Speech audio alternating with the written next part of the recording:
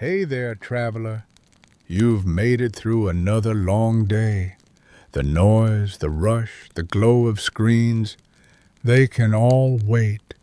Tonight, we'll step into the bare and disciplined world of ancient Sparta, not as a warrior, but as a boy, just 12 years old, beginning his long journey toward manhood.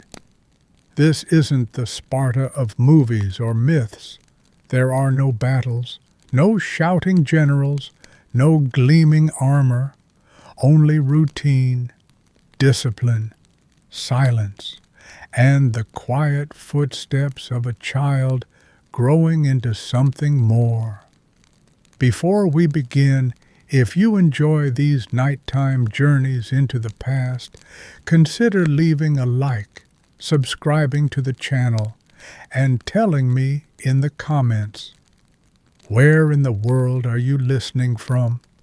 And what time is it right now? Now dim the lights, get cozy, let your mind quieten, and let's gently travel through time together. You are 12 years old, and this is your first morning inside the Agoge, Sparta's training school for boys. The stone beneath your body is cold. You feel it through the thin wool of your himation, the simple cloak wrapped around your shoulders. There's straw beneath you, but not enough to soften the hardness. Your cloak scratches at your skin. You haven't bathed properly in days. Around you, the others are waking, quietly. No voices, no yawns, just movement. One boy coughs softly in the dark, then stops himself. A flickering orange light dances on the wall, a single torch. You can see the outline of bare feet, calloused, even at 12. Yours too. You sit up slowly. Your body aches a little, not from yesterday, but from the day before that, and the one before that. You don't speak. You don't ask questions. You don't cry. You're not sure if the others feel what you feel, that mix of nerves, cold, and something like pride, but sharper. You want to belong here. You want to endure. So you stand, quietly. The day is beginning. The first light is always the same. A dim blue that creeps in from the cracks near the ceiling. You wake not because someone calls you, but because your body knows it must.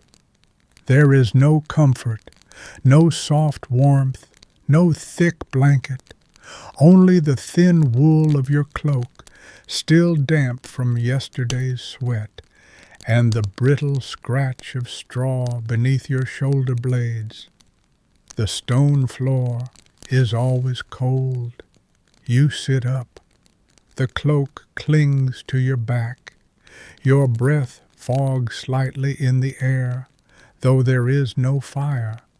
All around you, others rise in silence. Boys your age, some smaller, some with bruises from the last drill, some with blood dried at their lip. No one speaks, not here. You were told, before arriving, that the Agoge would shape you, that it would burn the boy out of you, and leave something stronger. You did not fully understand what that meant. Now you are beginning to. Washing happens outside. You walk barefoot through morning frost. The earth bites into your feet. You do not react. There is a stone basin fed by the river. Its water is clean and freezing. You pour it over your arms, your face, your neck. Sharp intake of breath, just once, then silence again. You learn to breathe through the cold, to move your hands efficiently, to scrub quickly without looking up. A trainer watches from a distance. You know his gaze, sharp, patient, unforgiving. You dry your hands against your cloak. Morning meal is sparse. You line up, bowl in hand, no talking, no pushing. Inside the bowl, a ladle of barley mash. Some days, a slice of boiled turnip, if you're lucky, an olive. You eat slowly, standing, always standing. You chew each bite as if it were the last food you'll see today. And sometimes it is. You feel the hunger early on, a hollowness in the belly that scratches from inside. It keeps you sharp. It teaches you not to rely on comfort. The elders say that a full belly breeds laziness. So you eat just enough to walk, to train, to fight your sleep at night. Training begins at sunrise, bare feet on sand, the scent of dust in your nose, dry and metallic, your limbs still stiff from yesterday. You begin with stances, then runs, then holds, arms outstretched, knees bent.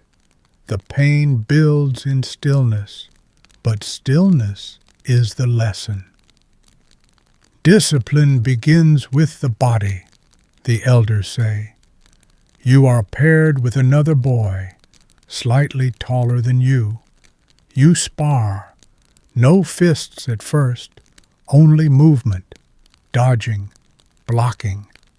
Later, the sticks come, then the bruises. Pain is a tutor. It whispers where your stance failed, where your balance shifted, where your mind drifted. You listen carefully. You are not allowed to cry. Not here. If you cry, you are seen. If you are seen, you are shamed. So you do not cry. The days blend together. You begin to know your place in the rhythm. Wake, wash, eat, train, run, spar, sleep, again, again, again. You stop counting the days. Instead, you count the scabs on your knuckles, the new calluses forming along your palms, the patches your cloak is missing. At night, lying on stone once more, you listen to the breath of 11 others, 12 in the room, 12 different dreams. You don't dream much anymore, or if you do, you forget them. But sometimes, just before sleep, you remember a smell, warm bread from home, or a voice, your mother's, low and humming. You do not let it linger. Sparta does not reward softness. You tighten the cloak around your shoulders and let the memory fade. As the months pass, you are tested. A trainer drops a coin behind you. You feel it hit your heel. You are supposed to steal it, quietly, without being caught. You fail the first time. He catches you, not because of the theft, but because your footsteps were loud. You are punished, lashes across your back. You don't cry. You grit your teeth until the sting fades. The second time, you succeed. You slip the coin into your cloak without noise. No one sees, no one punishes. That night you smile to yourself only once under the straw. You are learning. Your body changes. You run faster now. You no longer limp after drills. You know how to wrap a torn palm in the wool of your cloak. You begin to notice others slowing, falling behind, and you move ahead. The trainers do not praise you. They say nothing. But once one of them leaves half a barley cake by your cloak. He doesn't look at you. He just walks away. You eat it slowly. You chew every bite, not because of the food, but because of what it means. You turn 13. There is no ceremony, just another day of drills, another morning of freezing water. But you feel the difference. Inside, your spine is straighter, your steps quieter. You know when to speak and when to stay silent. You have not seen your mother in over a year. You have not touched soft cloth. You have not tasted sweetness. But you feel something else now, something quiet, like pride, but deeper. You have not been broken. You are still here. Some days the weather shifts. The wind carries dust from the hills, coating your skin in a pale film. Your eyes sting, but you do not wipe them. Rubbing is weakness. You squint instead. Let the tears fall silently. Let the sand stick and harden. When it rains, you are soaked. There is no shelter for boys in training. You train in the mud, slipping sometimes, catching yourself with scraped palms. The cold water runs into your cloak, pools at your collarbone. At night, you sleep in wet wool, and still no one complains. Complaining is a thing you've forgotten how to do. The words live somewhere deeper now, far away, beneath discipline, beneath silence. You are expected to serve the older boys. They are not much older, 2 years, maybe 3, but they walk with slower steps, as if they have earned the ground. You carry their gear, fetch water from the stream, clean their training blades. Sometimes they sneer. Sometimes they say nothing at all. You learn to lower your eyes, not from shame, but from calculation. You watch them without watching. You learn how they move, how they think. One boy strikes you, back of the hand. No reason, no warning. You say nothing. You do not react. You nod once, then return to your work. The next day he does not hit you again. That, too, is part of the training. There are rare moments of softness. Once, after drills, a younger boy stumbles. You help him stand. No one sees. Another night, a trainer nods slightly in your direction. It's not praise, but it's not nothing. You carry these moments in your mind like embers in your palm, small, warm, not meant to last, but still they are yours. Then comes the long run. Each month the trainers mark a day. No warning. The boys must run from the training grounds to the edge of the olive groves and back. It is not a race, but if you are last, you are marked. The route is rocky. The sun is high. Your cloak clings to your chest with sweat. You run. Your feet find rhythm. You do not look back. You do not stop. You do not need to be first. You only need to endure. You reach the grove. You touch the marked tree. You turn. You run back. Your breath is ragged, but you stay upright. At the finish, you collapse to one knee, only for a moment. Then you rise, and the trainer walks past you without speaking. That, too, is approval. At night, the sky is the same, clear, wide, cold. The stars hang over the hills like pinpricks in leather. You lie on the stone, cloak wrapped tight around your shoulders, arms folded, eyes open. You listen, a slow breath beside you. Another boy murmurs in his sleep, something soft, a dream. You do not answer. You stay still, and slowly sleep comes.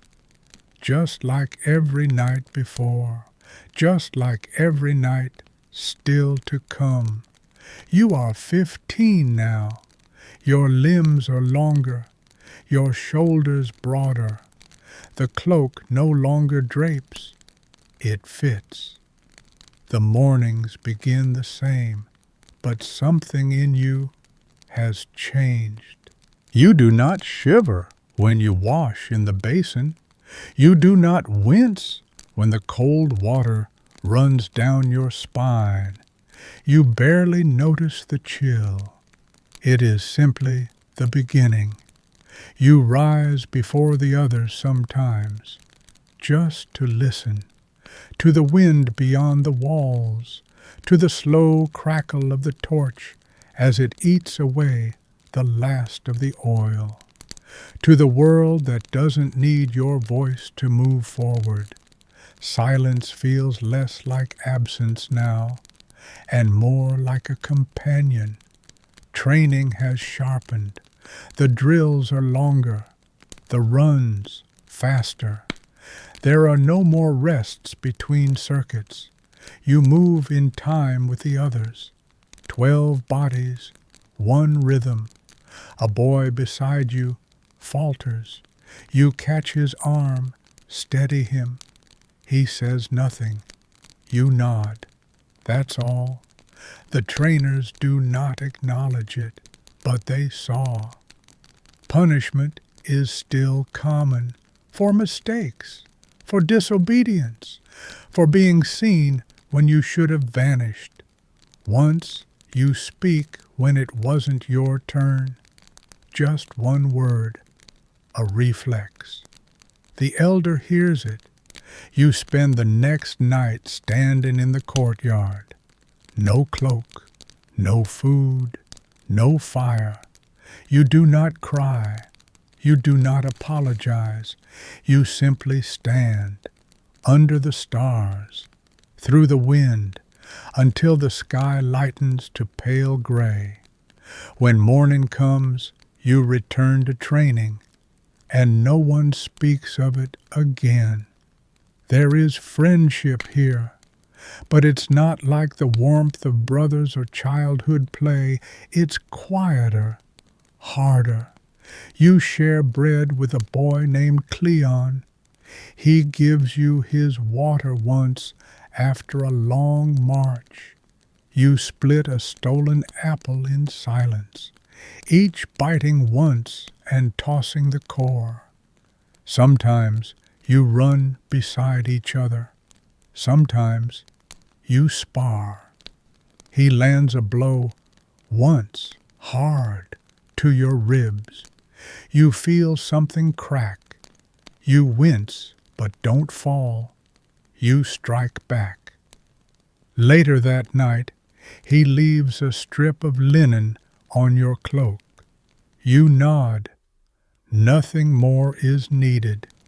That is friendship here.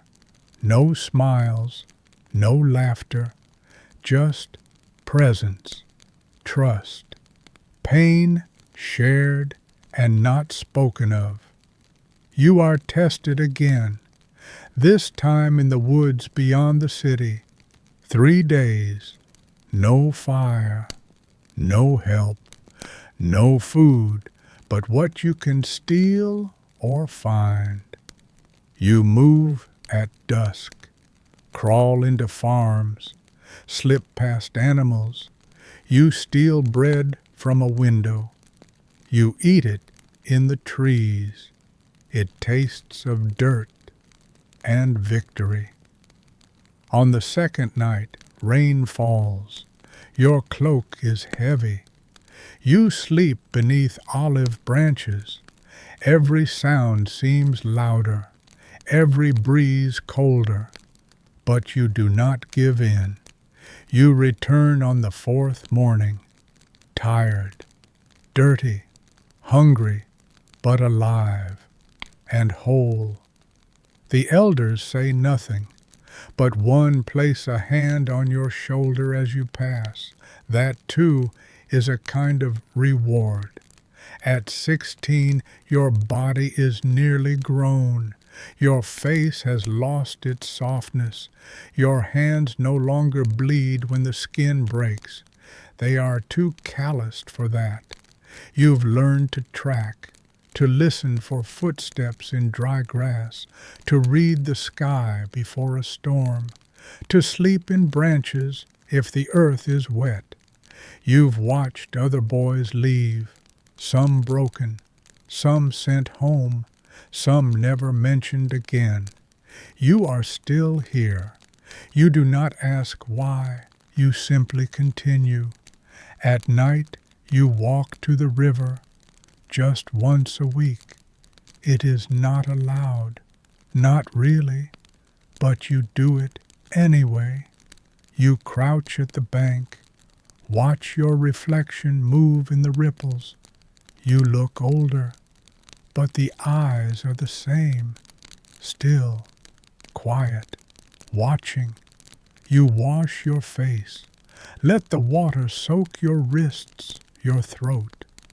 Sometimes you whisper a word, a name, a thought, a memory. No one hears, only the water, only the trees. Then there is fire training. You and the others carry embers in clay bowls, walking through the dark without spilling. You learn to move without suddenness, to balance heat, to listen to the breath of flame. If your ember dies, you start again. If it burns your palm, you keep walking. You complete the walk, your bowl still lit. And in that moment, you feel proud, not loudly, not outwardly, but deep and slow and still. You turn 17. The trainers no longer shout, they only look. And in the space between that look and your next breath, you understand what is expected. You are no longer a boy. You are something between, a bridge between silence and command, between being watched and becoming the watcher. You are not finished, but you are no longer beginning. You lie down that night on the same stone floor, the same straw, the same thin cloak, but your breathing is deeper, slower. You feel the earth beneath you, and this time it feels like something you've earned. Sleep comes, not as an escape, but as a reward. Winter brings its own lessons. The wind becomes sharper. It cuts through your cloak like a knife. Your hands are always cold. Your breath smokes in front of your face. even at midday, but you keep training. In the snow, your bare feet burn with cold at first, then go numb. You run anyway. Each step sends a jolt through your legs, but you welcome it. Pain means you're alive. Pain means you're still learning. Your fingers stiffen around the wooden staff during sparring. You grip tighter. You learn to strike with your whole body, not just your arm. You move in arcs, not lines. You let the force pass through you, not fight against it. Some days you train until you collapse, not dramatically, just slowly, folding to the ground like something out of fuel. And then you rest for an hour, for a breath. Then you rise. Evenings become quieter. There are fewer lessons, fewer instructions, more watching. The elders watch how you move, how you react when a rule is broken, how you speak when a younger boy asks you something. You begin to feel it, a subtle weight in the way you carry yourself. Responsibility, maybe, or something close to it. You no longer ask why you are here. You simply are. And that is enough. You start helping the trainers without being asked, handing out cloaks, sharpening blades, organizing drills before the whistle. It's not duty, not exactly. It's rhythm. It's part of breathing now. No one thanks you. But a younger boy begins to copy the way you stand. Another eats only after you eat. You say nothing, but you notice. You carry yourself straighter after that.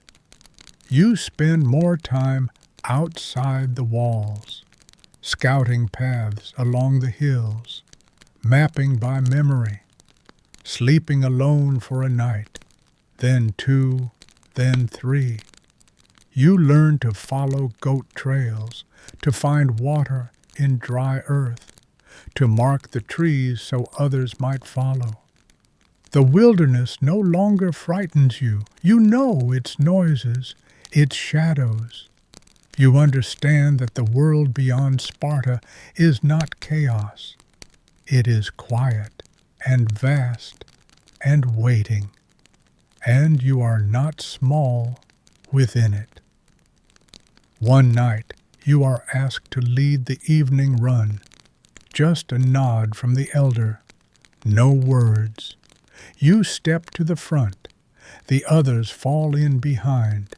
You run the old path, up the hill, around the cedar grove, past the stones.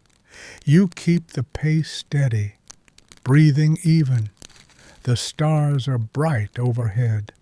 The dust rises behind you, and as you lead, you feel the strength in your limbs, the weight of your name, the steadiness in your chest. You are not the boy who arrived 5 winters ago. You are something else now, something still becoming. Some nights you wake before dawn. No reason, just stillness. You sit up, stretch your legs, wrap your cloak tighter.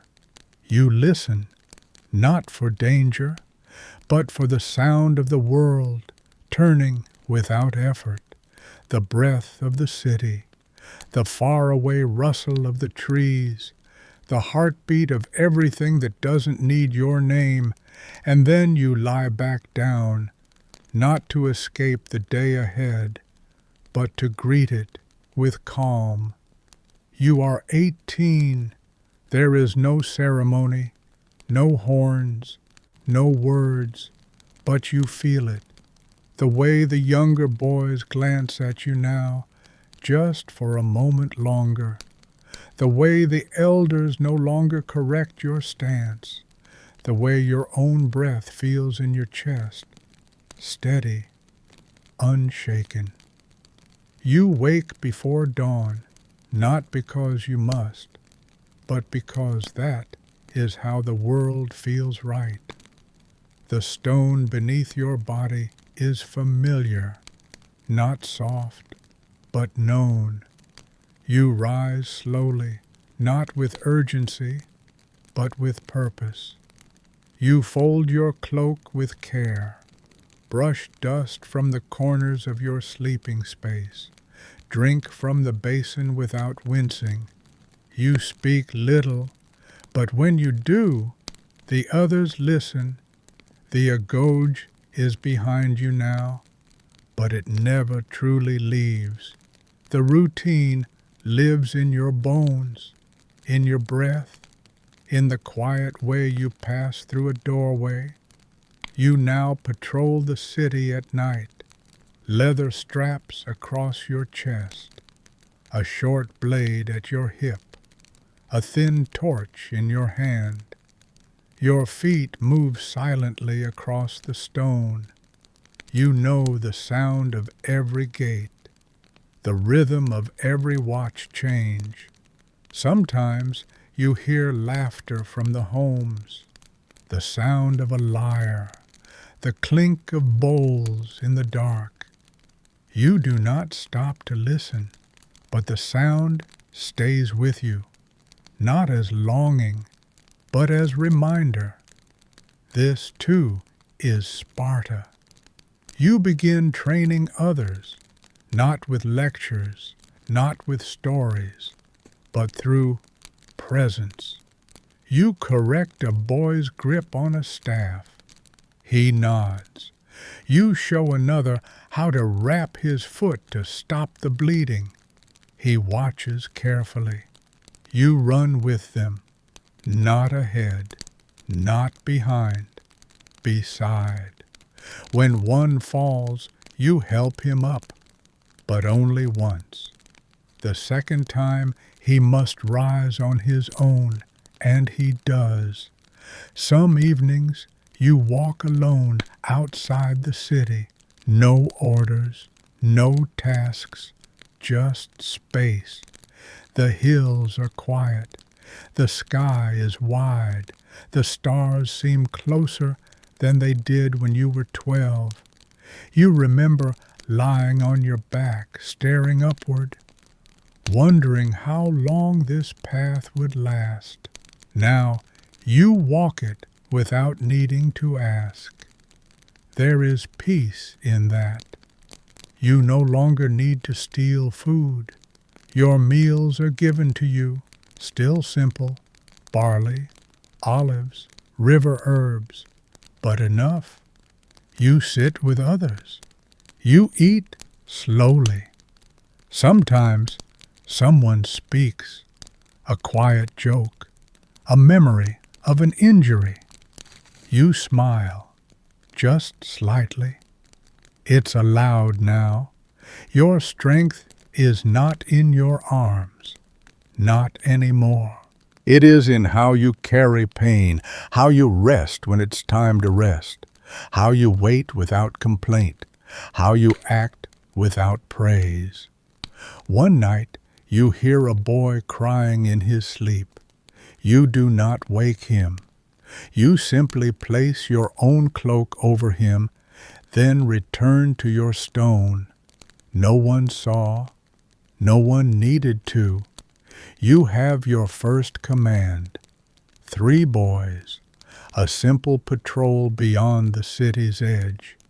You move through brush, through shallow riverbeds, past the whispering groves of olive. One boy stumbles. You say nothing. You let him find his step again. You glance back once. He nods. You keep moving. When you return, the elder nods once at you, and that is enough. At night, sleep comes easily now. not because the body is tired, though it is, but because the mind is quiet. You no longer rehearse the drills in your head. You no longer dream of softer beds. You lie down. Let the cloak wrap around you. Feel the earth beneath your ribs. And you exhale, just once, and that is enough. The boy is gone, but not lost. He lives in your pace, in your silence, in the steadiness of your hand when the torch flickers in the wind, and when the city sleeps. You walk among its shadows like a quiet guardian, not looking for trouble, just listening, breathing, being. There are days you spend watching, not training, not patrolling, just observing. You sit near the training yard, back straight against the wall, and let your eyes follow the younger boys. You notice how they move, where they hesitate, where they grit their teeth just a little too long. You remember being in that exact place, the pain in your knees from kneeling too long, the burn of sun on your back during the long runs, the quiet ache of not knowing whether you belonged. And now you do, not because someone told you so, but because you endured, because you're still here, and you've become the kind of figure you used to glance at with awe, calm, silent, unmoving, and somehow safe. You visit the edge of the hills more often now, not for training, not for tests, just to see the horizon. From there, the land rolls gently, pale olive trees swaying softly in the warm wind, and the road into the distance like a thread pulled tight. You sit there in the evenings, alone, your legs folded beneath you, your hands resting in your lap. No armor, no weapon, just breath, just stillness. The sun sets in long streaks of gold and rose. The sky burns quietly, and you watch without expectation. In moments like these, you remember that 12-year-old boy, how small his steps were, how sharp the cold felt, how loud his thoughts seemed inside his skull. He wanted to prove something. He didn't know what it was yet. Now, you carry his memory like a small flame, not bright, but steady. You no longer need to prove. You simply are. Some nights you lie awake on purpose. You listen to the others sleeping. Their breathing is slower now, heavier, calmer. The stone beneath you is the same, the cloak over you the same, but your body has changed. Your chest rises evenly. Your shoulders rest against the ground without tension. You don't need to run from your thoughts anymore. You let them pass like clouds across the moon. Sometimes there are no thoughts at all, only air and sleep and time. One morning you are sent to speak with a council member. You don't ask why. You dress carefully. You walk with balance. You kneel when you enter. Wait until spoken to. He only says one thing. You walk like stone now. You nod once, then leave. You do not need praise, but still, That sentence lives quietly in your chest for weeks. You begin teaching the youngest, not drills, not survival, stillness. You sit with them in the shade. Let the wind move through the dry grass. Let them feel the silence settle. Breathe, you say, and then you don't say anything else. They copy your posture, badly at first, but you do not correct them with words. They learn by watching, just as you did. Rain comes one afternoon, sudden, heavy, thick drops pounding the roof stones and streets. You don't seek shelter. You stand in it. Let it soak your hair, run down your face, slip between your fingers. You remember how you used to fear this, the cold, the wetness, the ache in the bones. Now it's simply water. It touches you, but it doesn't move you. Your body is leaner now, not from hunger, but from refinement. No wasted motion, no wasted effort. Your eyes are softer, but they see more. They understand more. You no longer walk with tension. You glide, quiet, like dusk itself. And others notice, not because you are loud, but because they feel the silence when you pass. At the edge of the city wall, just before sunset, you place a hand on the old stones. Feel the warmth of the day still caught inside, like a memory that never faded. You close your eyes. Let the wind pass through your cloak, and you feel it. The weight of all the days behind you. The strength in every night you endured. You are no longer the student, no longer the shadow.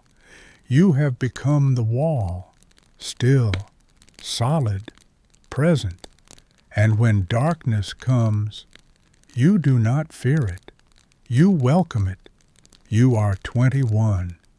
The cloak on your shoulders is the same as it was when you were 12, but now it fits differently. It moves with you, wears your scent, remembers your shape. This is the year you leave Sparta. You are posted to the outer edge of Laconia, assigned to patrol the rocky hills and quiet fields that border the known world. No parade, no speech, just a nod, a packed satchel, a goodbye said with the eyes, not the mouth. You do not look back. The road is long and dust-covered. Your feet leave barely a trace. You walk alone for a day, then join a pair of others. You don't speak much, but you fall into rhythm, steps matching, eyes scanning the same ridge lines. Your world shrinks to the color of dust, the sharpness of wind, the creak of leather at your hip. There are no drums, no banners, just silence and sky. Your post is a low shelter near the edge of a cliff. Stone walls, an open fire, 3 beds carved into the rock.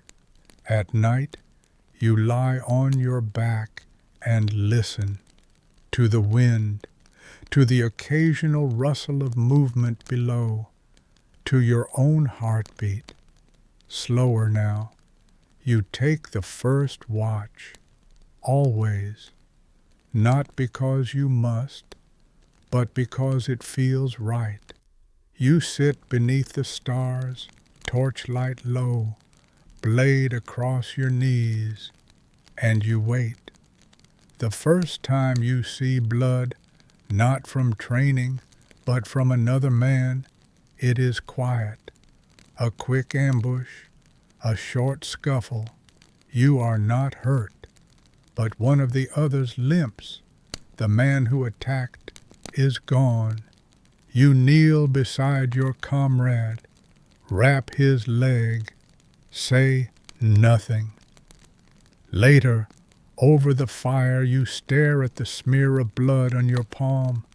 You do not shake. You do not feel triumph. You just breathe. Time passes without days. You forget how long you've been posted here. The olive trees flower, then drop their leaves, then flower again. You sharpen your knife every third morning. You clean your cloak every seventh. Sometimes you walk to the stream to fill the water bags. It's the only time you're alone. You crouch beside the flow, wash your face, watch the light ripple through the surface. You look older in the reflection, not just in the face, but in the eyes. You begin to write thoughts in your mind, not on parchment, but in memory. Phrases that come and go like birds. I have not spoken in 3 days.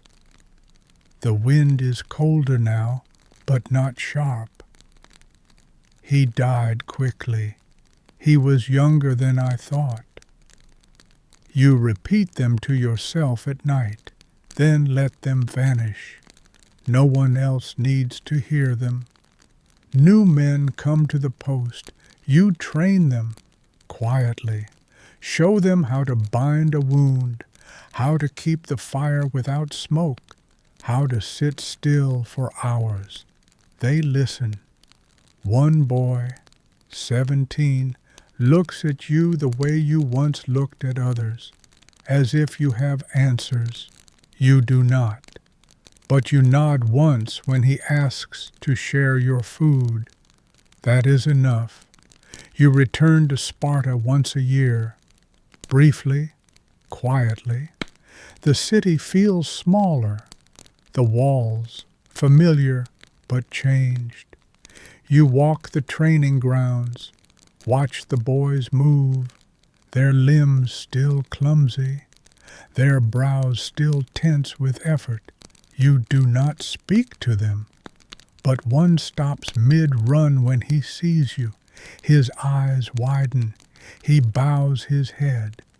You nod back and keep walking. You lie under olive branches one evening, watching the stars blink into view.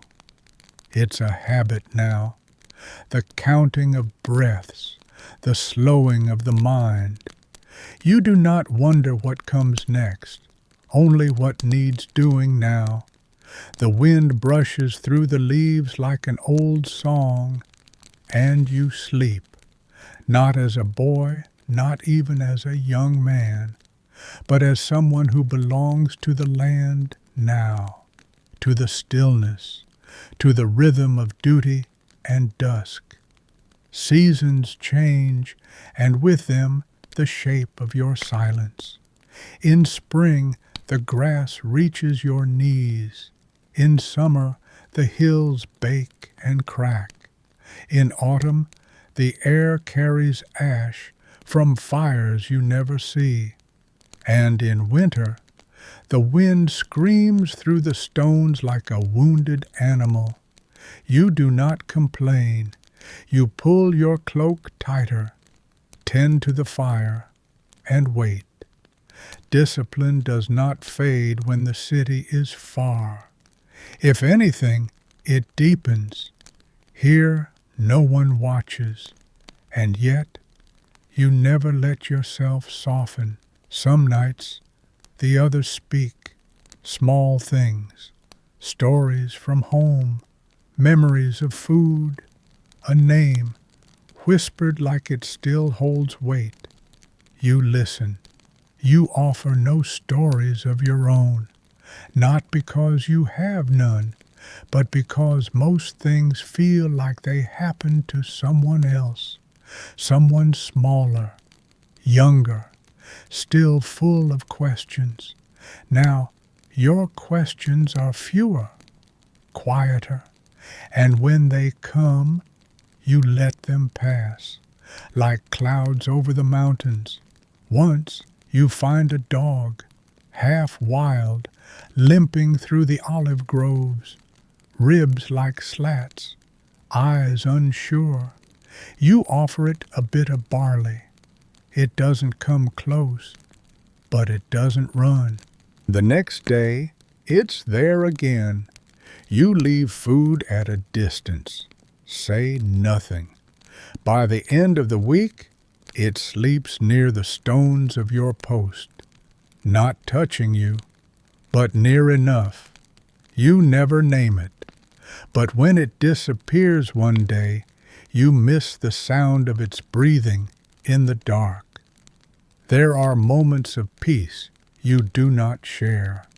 A flock of birds wheeling over a river, the feeling of clean cloth after weeks in the field, a morning when your muscles do not ache. You do not write them down. You do not speak them aloud, but they become part of you, stored inside the same place where you keep memory and instinct, a quiet chest, filled with quiet treasures. You are sent further once, beyond the usual patrol, across a shallow gorge, into the hills where the stones are darker, where the winds howl even at noon. There you meet strangers, not enemies, but not friends, a trade of looks, a gesture of peace. They speak in broken Doric. You respond with stillness. Sometimes silence is understood in every tongue. You return with their offerings, smoked fish, herbs, a charm carved in bone. The elders ask no questions. You say nothing. One night, thunder rolls across the horizon, the kind that doesn't arrive. It only circles, low, endless, like a voice forgotten by the gods. You sit outside your post. Let the sound fill your bones. You are not afraid. You haven't been afraid in a long time, not because there is no danger, but because you have learned how to live beside it, like breath, like nightfall, like silence. You begin carving things in the wood beside your bed. Not words, just marks, lines, shapes, sometimes patterns from your dreams. You don't know what they mean, but they make the space feel yours. Not home, but close enough. One of the men you serve with dies in his sleep. No wound, no sickness, just stillness. That didn't end. You wrap his body in cloth, burn his things, say nothing, but you keep one of his tokens, a piece of polished stone he used to roll in his hand during long watches. You carry it now, not as memory, but as weight, a reminder of how soft the end might be, how quiet. And one day a letter comes, not on parchment, not written, a messenger, one sentence. Report home. You nod, gather your few things, leave nothing behind but footprints and ashes. You walk toward Sparta, the same road, but the feet beneath you are different now, stronger, older, more certain.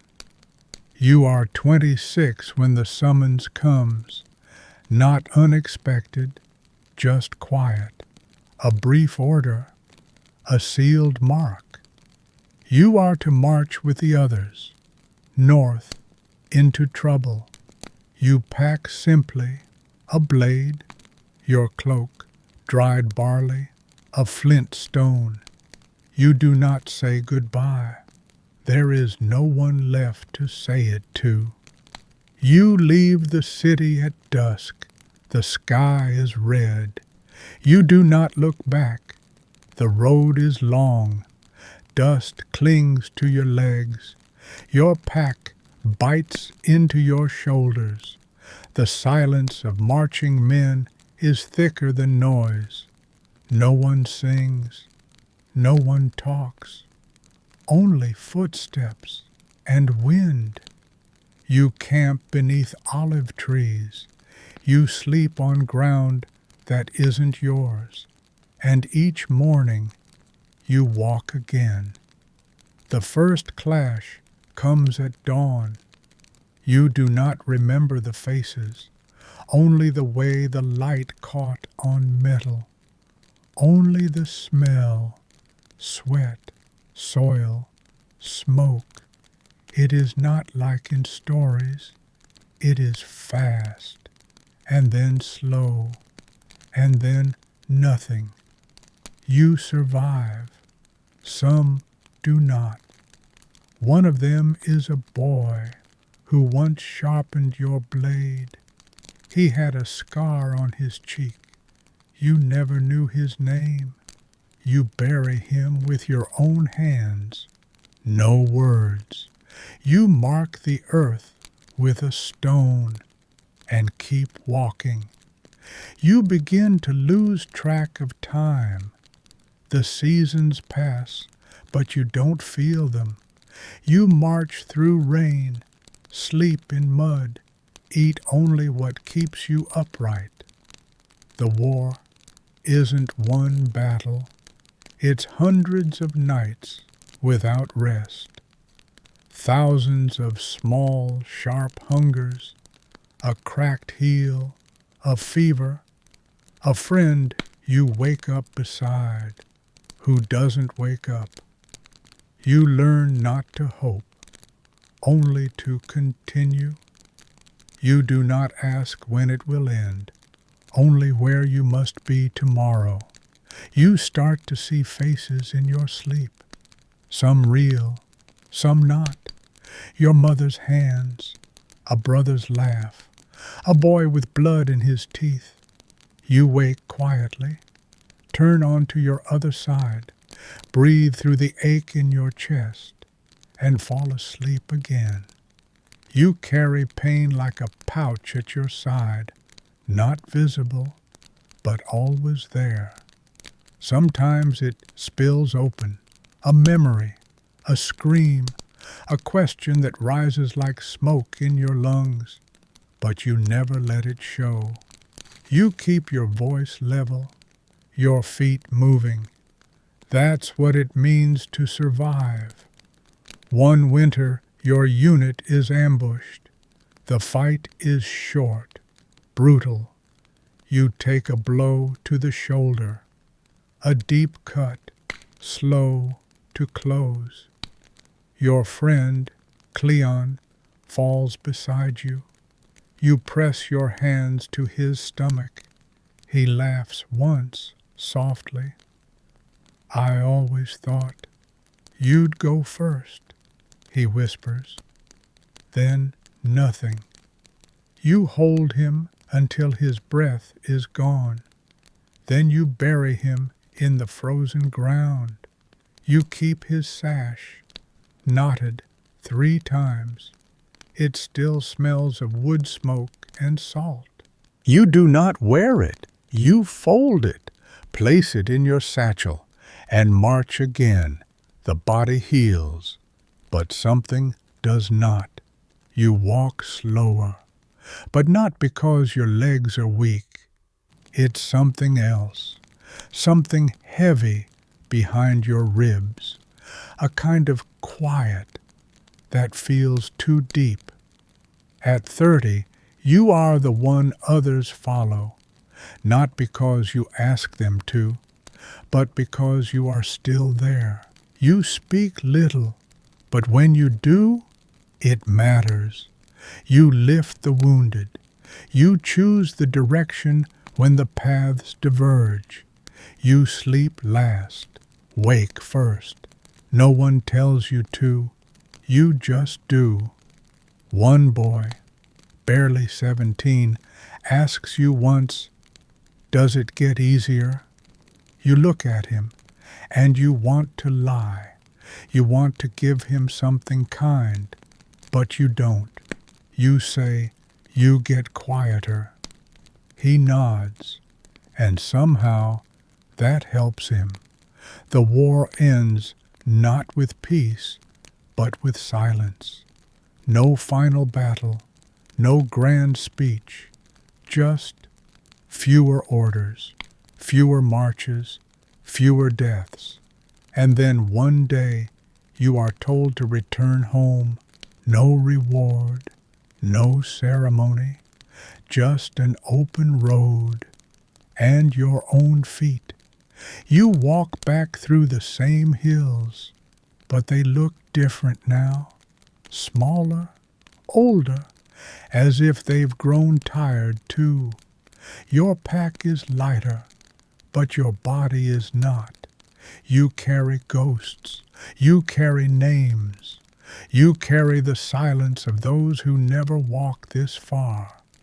And as the city rises over the ridge, you pause, not to weep, not to think, just to breathe. Then you begin the final descent. You pass through towns that once traded with Sparta.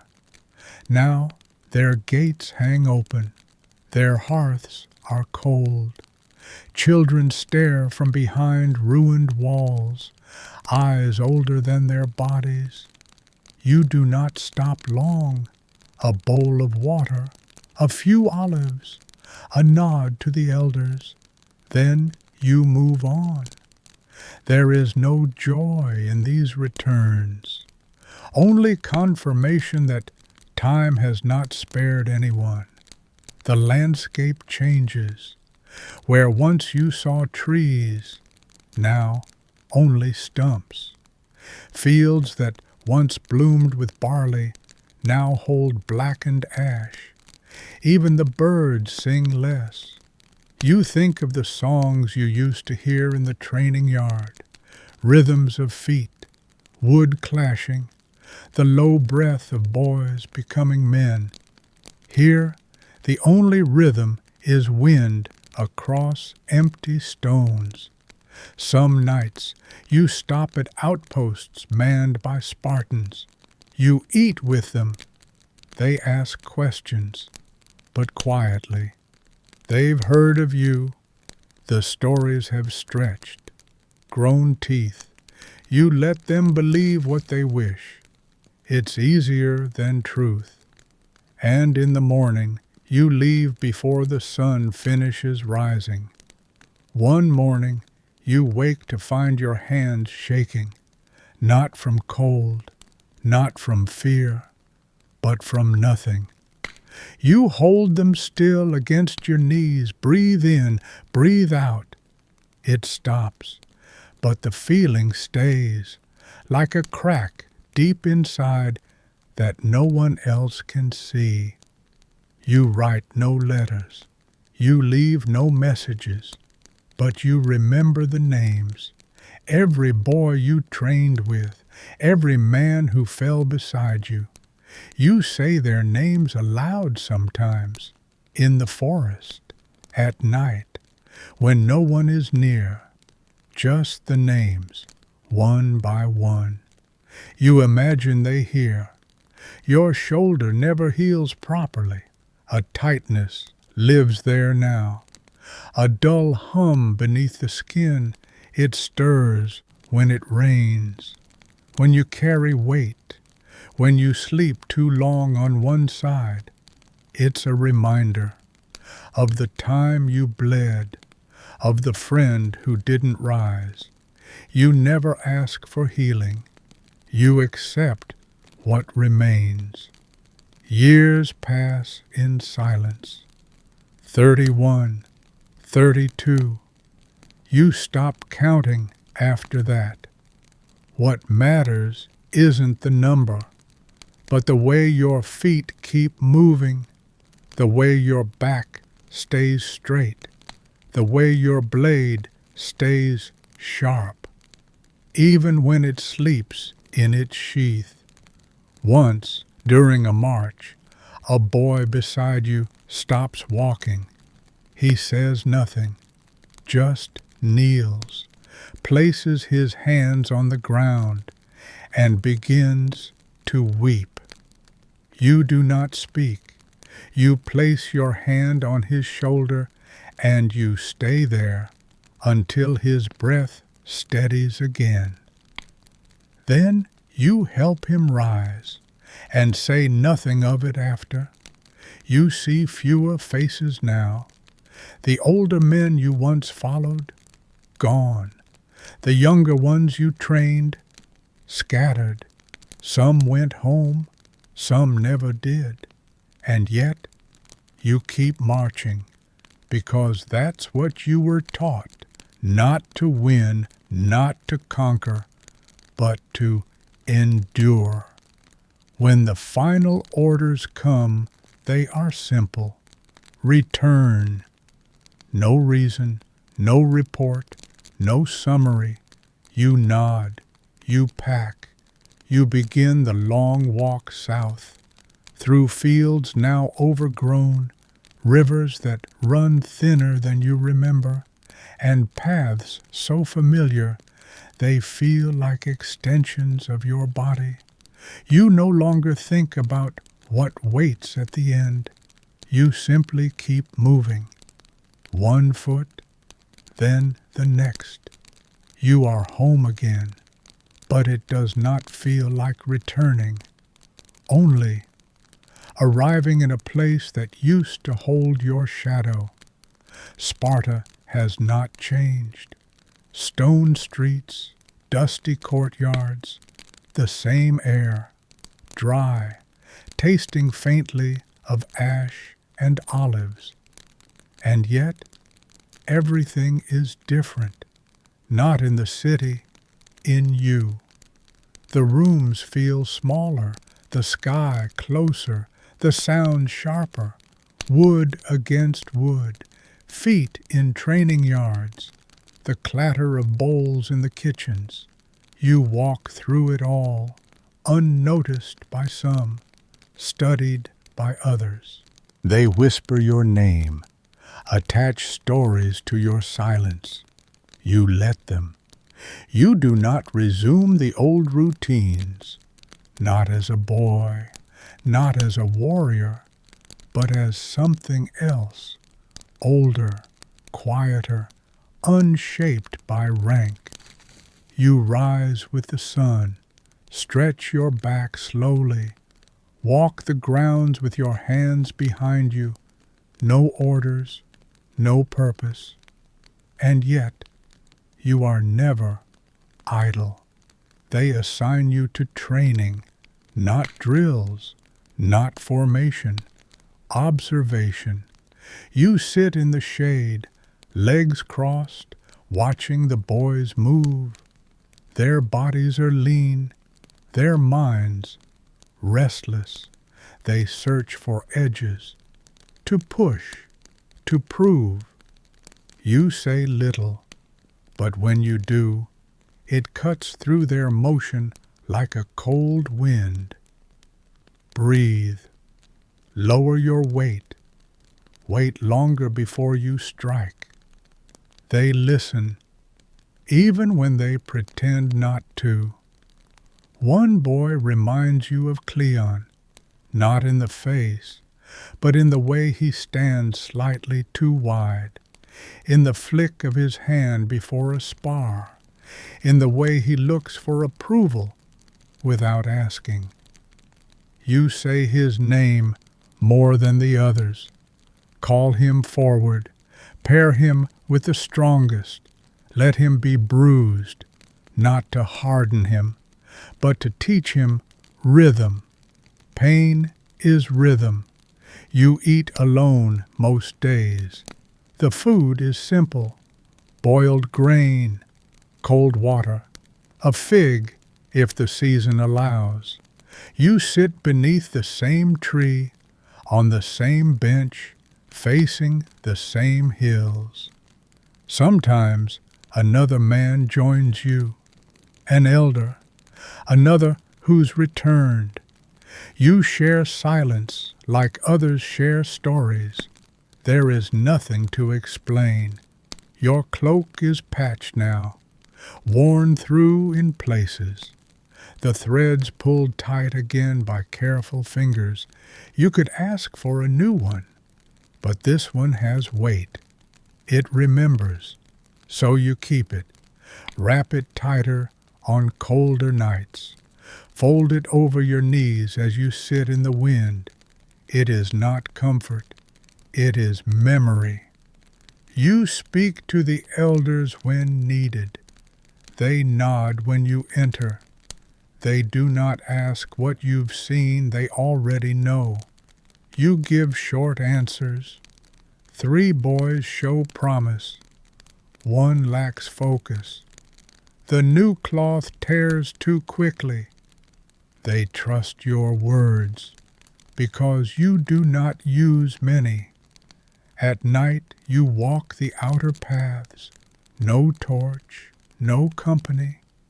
You move through the stone shadows like someone who belongs to them.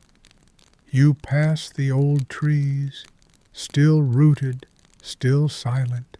You pass the wall where boys once carved their names. Some of those names are gone now, faded, eaten by time, but you remember them. You trace them with your fingers. Let the shapes press into your skin, and then you move on. Sometimes the dreams return, not violent, just loud, marching feet, cracking ice, voices calling out in a language you no longer speak. You wake, drink a mouthful of water, sit upright until your breath slows, then lie back down and let the dark close over you again. A boy asks you once, "Were you ever afraid?" You pause, watch the wind tug at his tunic, then say, "Every day." He nods, looks down, then back up. "And now?" You answer without thinking, "Less, but still." He smiles, and somehow that is enough. On the coldest mornings, you walk to the hill outside the city. There you sit on a stone, flat, old, carved by many, and you watch the sun rise through the haze.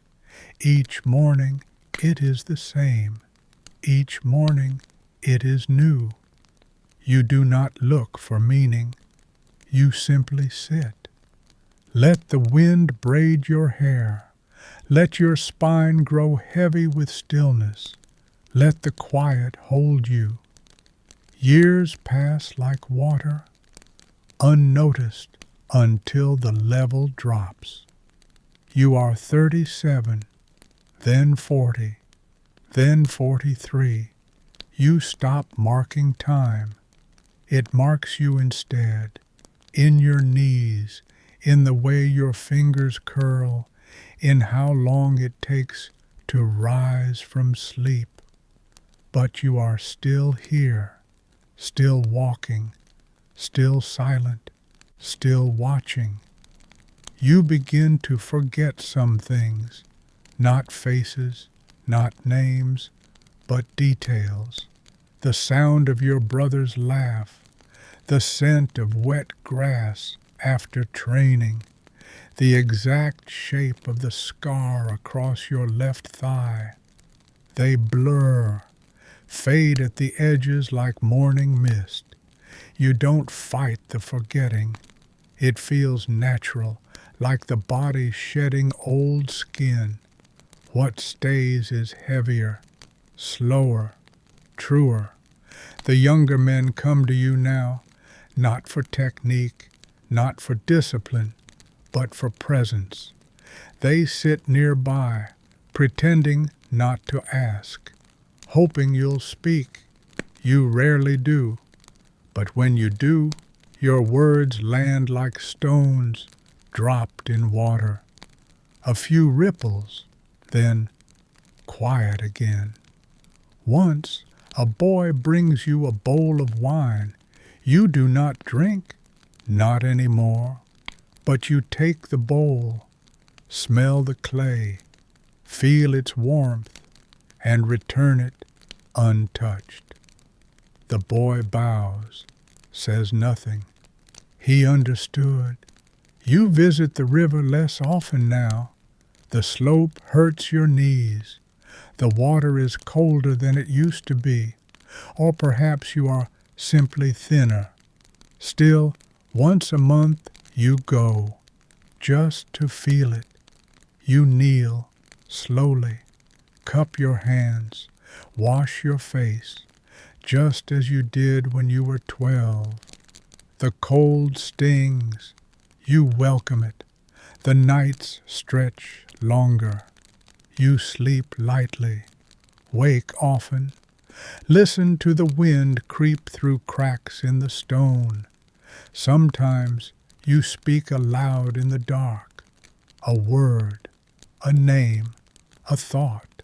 Not for anyone else, just to hear your own voice, just to make sure it's still there. In winter, you walk the perimeter of the city walls. Each stone, familiar, each tower unchanged. But the guards are younger now, their shoulders straighter, their eyes still bright. You nod to them.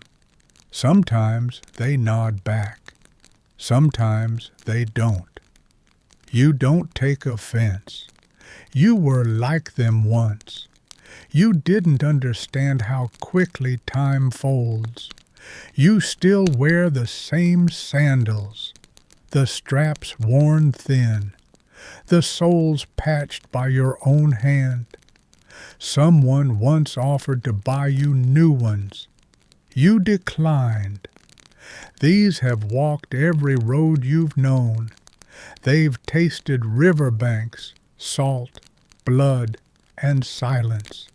They know you, more than most. You'll keep them until they fall apart. And maybe, even then, a boy from your early years, one you trained beside, returns briefly. His beard is white, his knees bent, but his eyes still sharp. You eat together in silence. He tells you one story. You offer none in return. At the end, he clasps your arm. That touch says more than all the words you've forgotten. Then he leaves again, and you return to your bench beneath the tree, where the wind knows your name. You are no longer young. You feel it first in your joints, in the way your knees resist in the morning, in the tightness across your shoulders after sleep. You rise more slowly now, not with pain, but with caution, the way one lifts something that might crack. And yet you still rise. Every day they no longer assign you duties, not officially, but people still come. A boy with a bruised lip, a young officer who doubts his judgment, an older man who lost his son last winter. They find you on the same bench, beneath the same olive tree. You listen, you nod. Sometimes you say a word or two. Sometimes you just place a hand on a shoulder. It is enough. Your days are simple. You walk in the mornings, sit in the sun, eat whatever is offered. You no longer cook. But the kitchen boys leave a bowl near your steps, warm barley, a fig, a crust of cheese. You bow your head in thanks even when no one is looking. The ritual remains, even when the need has passed. Your hands are different now, spotted, slower. The strength is still there, but it hides deeper. You no longer carry a blade, but your fingers still remember how it felt, the balance of it, the weight. Sometimes you lift a stick just to feel it again, a reminder, a memory of purpose. Then you set it down and go on with your day. Your world is smaller now, a square of courtyard, a grove of trees, a stretch of path along the wall. But within that small world, you see everything. The birds that land in the same place each dusk, the change in the clouds before rain, the way a boy holds his shoulders when he's afraid. You don't need more space. You've walked the world. Now you study the stillness. At times the elders summon you, not for commands, for your presence. You sit at their table, listen as they debate. When they ask your thoughts, you speak carefully, not with cleverness, with clarity. Wait. Let him lead. He is not ready. They listen because you've never asked to be heard. You speak less now, but you hear more. The scrape of sandals on stone, the way voices change when they lie, the silence in a room when someone is grieving. You hear it all, and you hold it gently, like coals wrapped in cloth. In the evenings you light no fire. You sit by the fading sky, wrap your cloak tighter, breathe in the night. The stars are the same. You know their names. You count them without thinking. They comfort you, not as destinations, but as constants. In a life of change, they stayed. One morning, a young man kneels before you. He asks nothing, just kneels, head bowed. You place your hand lightly on his crown. Let it rest there. Then you nod. He rises. That is the moment he becomes a man, and the others see it. You start to forget some names, not the important ones, just edges. You try to recall a face from your youth and only see shadows. It doesn't worry you. Memories are not meant to be held too tightly. They crumble. You keep the weight of them. That is enough. Once a month you visit the graves. There are no headstones, just small mounds and the wind. You sit among them, place a hand on the earth, say nothing, but in your chest you repeat the names. Cleon, the boy who cried, the one who never came back from the forest. You say them like prayer, slow, steady, until your breath is empty. Then you rise, and walk home. A small girl runs past you one morning. She stops, turns. "Were you a soldier?" she asks. You nod. "Did you win?" You smile, not out of pride, just softly. "I survived," you say. She nods and runs off again. You sleep more now, longer, deeper, sometimes midday, sometimes at dusk before the lamps are lit. And when you dream, it's not of war, not of hunger. The olive trees greet you like old friends. Their leaves whisper your name, not aloud, but in the way they shift with the wind. You rest beneath one, the same tree you sat under as a boy, the same roots, the same soil. You sit down slowly with a long exhale that seems to carry more than just breath. You place your hands in your lap and wait. Birds begin to stir, distant, soft. The sky blushes faintly, a gray-pink edge at the rim of the world. You feel your heart move steadily, not fast, not slow, just enough. You think of no great deeds, no battles, no moments of triumph, only the small things, a bowl of barley after hunger, a hand on your shoulder before sleep, a boy's laughter in the courtyard, the way dust rose from the earth when you walked. This is what remains, and it is enough. Your fingers trace the edges of your cloak, frayed, soft, carrying a lifetime. You pull it over your knees, then your chest, then fold it lightly over your hands, like ritual, like farewell. Voices echo faintly down the path, two young men, laughing, unaware. You do not call out. You do not wish to be seen. You close your eyes. The world continues, as it should, without you.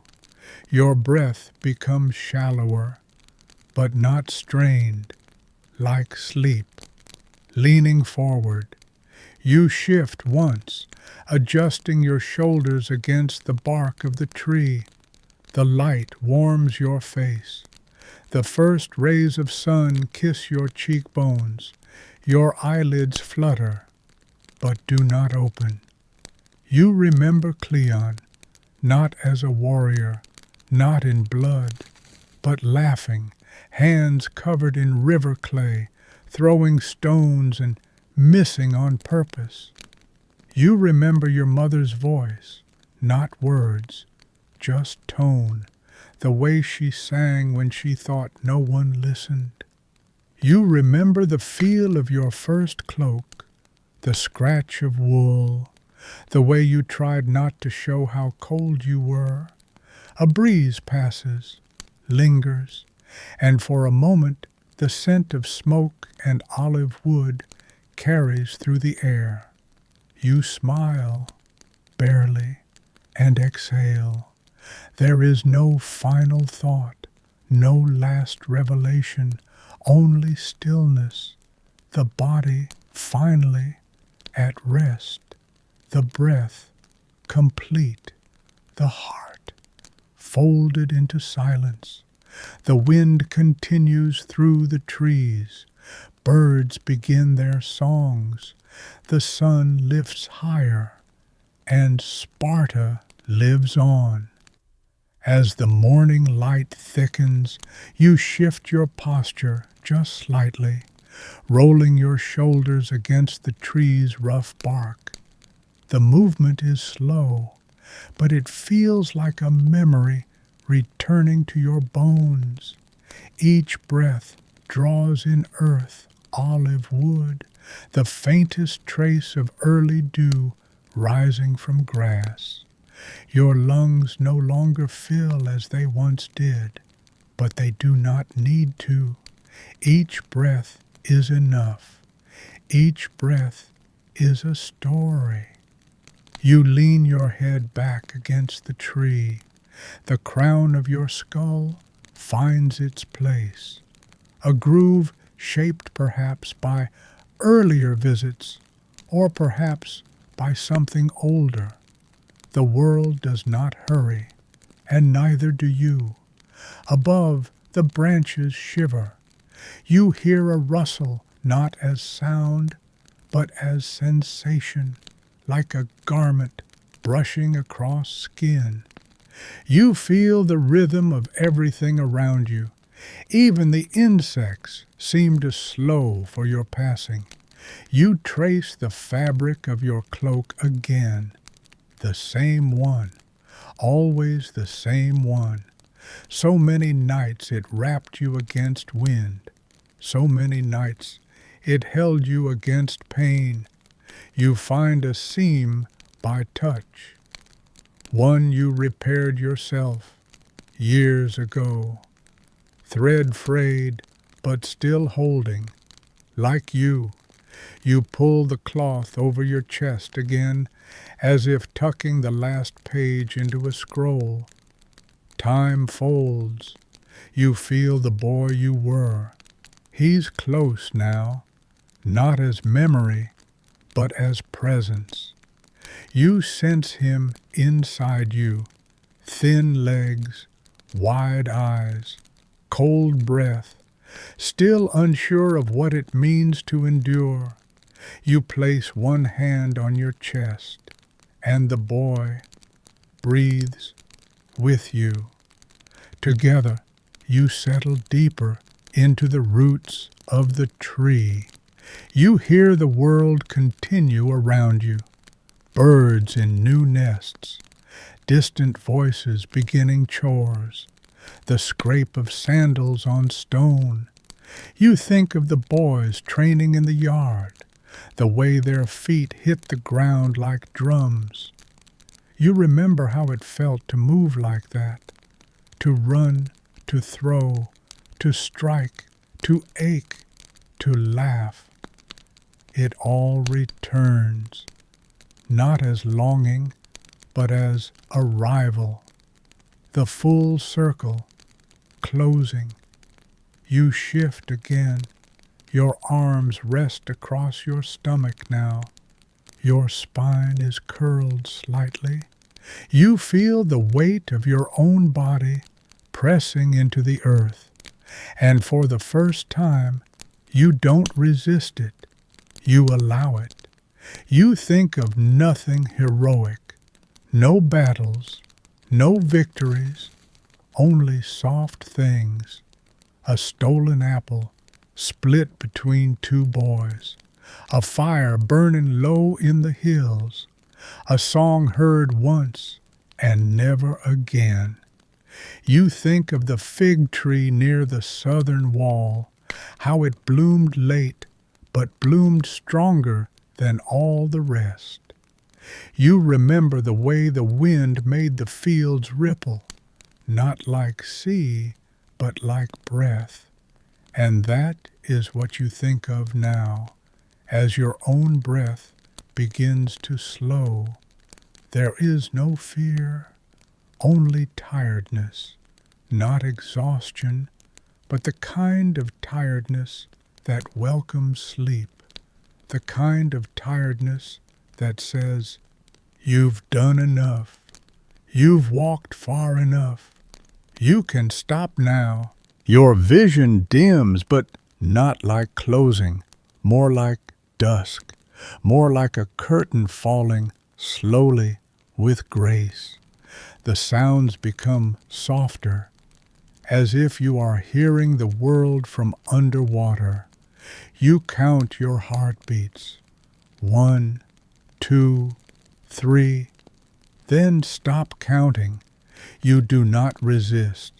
You have given everything that was yours to give, and now You return not to darkness, but to stillness, to rhythm, to breath, to the soil, to the wind, to the roots of the tree that held you. And in that final moment, when the body no longer carries weight, and the spirit no longer carries name, you disappear like smoke in morning light, not lost, not gone, just released. The sun rises, the sky turns pale gold, birds take flight, and beside the old olive tree there is only a man's cloak, folded gently over arms that no longer move. You are gone now, but the world remembers, not in stories, not in songs, not in carved names on marble, in smaller things, in silence, in stillness, in footsteps that echo your rhythm. A boy sharpens his blade by the old training wall. He doesn't know your name, but he holds the stone like you once did, not too tight, not too loose, just right, the way it was shown to him by someone who was shown by someone else, whose hands were once guided by yours. A fig tree grows by the southern path. Its roots stretch far now, deep into the soil you walked upon for decades. Each spring it flowers late, but always strong, just as you did. Children sit beneath its branches. They speak softly. They rest. They do not know you planted it, but you did. Long ago, before the wars, before the gray, and it remembers. Sometimes in the quietest mornings, before the guards begin their shifts, before the smoke from cook fires curls into the sky, a breeze moves through the city. It carries nothing, no scent, no song. But those who have lived long enough pause when it comes. They turn their heads, close their eyes, and in that moment they feel it, something steady, something calm, something like you. Your cloak was taken, folded carefully, placed in the hall of elders, not as relic, not as glory, just cloth, worn, stitched, whole. A boy once touched it and asked if it was true that you wore it your whole life. The man beside him smiled. Yes, he said, and he never replaced it. The boy didn't understand, but one day he will. You were not a hero. No statues bear your shape. No festivals speak your name. But men built their strength from your silence, from the way you watched before you acted, from the way you folded your cloak before you slept. You lived without needing to be known, and so you were remembered. At the edge of the olive grove, the tree you leaned against still stands. Its bark is darker now, its trunk thicker, its shadow longer. Each spring someone clears the ground around it, not because they were told to, because it feels right. No name carved, no offering left, just a ring of space, as if the tree is still waiting for you to return. In the evenings, when Sparta quiets, when the fires burn low, when the last sandals scuff across stone, there is peace, not absence, not loss, just peace, the kind you carried with you, the kind that does not fade. So rest now. Your breath has returned to the wind, your weight to the soil, your thoughts to the river. You are everywhere and nowhere, like the sun on old stone, like the hush before sleep, like the space left behind when someone leaves, but not completely.